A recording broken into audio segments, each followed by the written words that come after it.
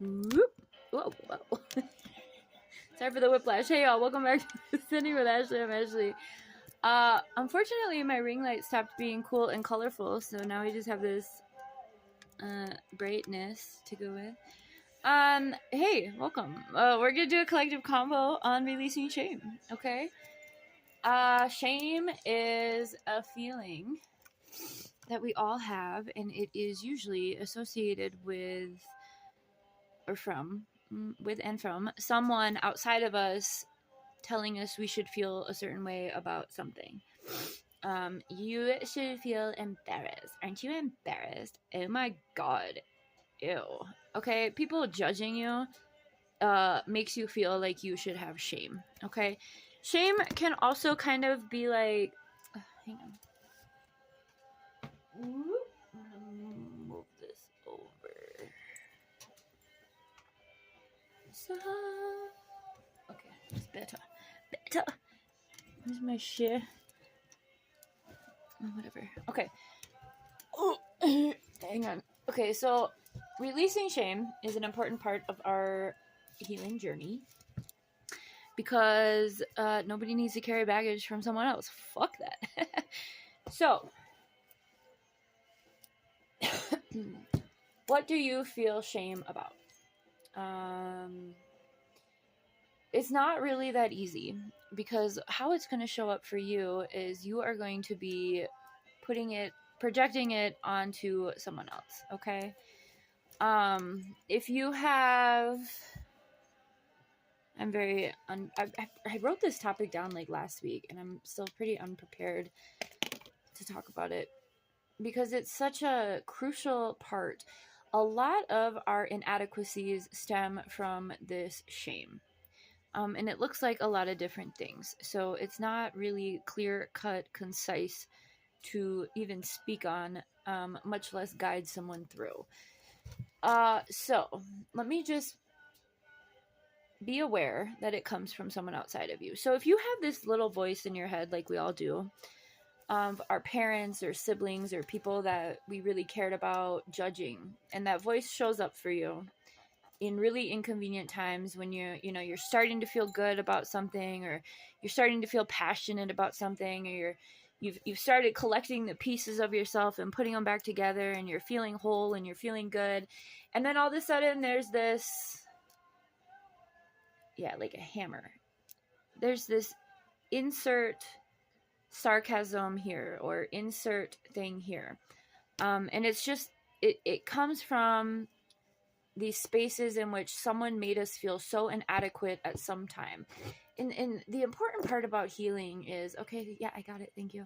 The important part of healing is that we don't allow others to have control of us, right?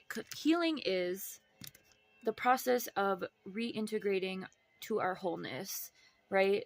Again, like always, light and dark energies, feminine and masculine energies, right? So a lot of who we've become as we've gotten older has stemmed from a hurt inner child, right? The way we protect ourselves because of someone else exerting some sort of external judgment, making us feel shame, okay? Embarrassment, guilt, mortification, and being called to, you guys remember, I know this was a thing for chicks in the 90s, what was it, like Teen Vogue? There were these magazines, and they had like an embarrassing story, and like I want to say at least 80% of those stories had to do with girls getting their period in inconvenient times. So there was this shame around something natural that literally all women experience, and it was these it was this prepubescent and pubescent age and preteen age where it's like you should have shame around your period, and in the culture around periods, right, I mean, it has changed tremendously, right? Like they're not using the color blue when they show you ads for pads anymore, right? But when we were growing up, it was this taboo topic. So that's the thing. It doesn't necessarily need to have been something from, you know, a person in your family or a close loved one, but I'm sure all of us experience that as well.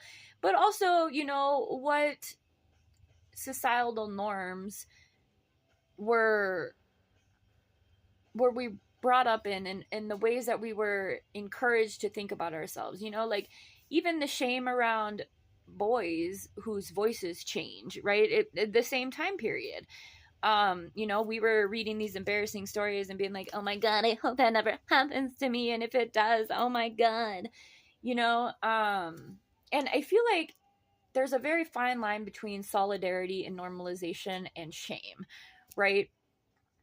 Because, you know, like I said, at least 80 to 90% of those stories had to do with, you know, either having a crush on a boy or getting your period or both, right?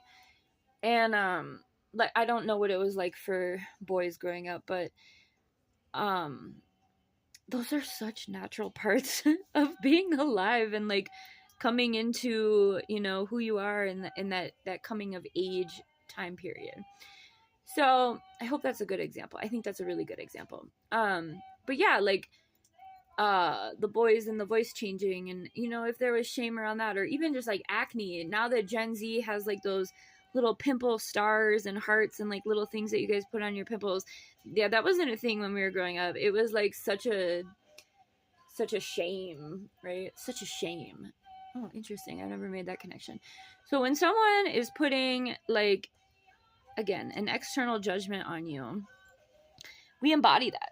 Okay, we embody that, especially if it's done in like a very public venue, right? Like embarrassing moments or whatnot, you know. And it's and these are things that are so common to the human condition. Oh, I fell and slipped on the ice. Why would you be embarrassed about that? You know, like literally all of us have the potential to do something like that. So I think when we talk about releasing shame, first of all, we can go back to those points in our life. If you're still hearing those things or remembering those moments in which you felt mortified or embarrassed, or if someone made you feel that way when you were really excited about something and you kind of deserted yourself at that point, right?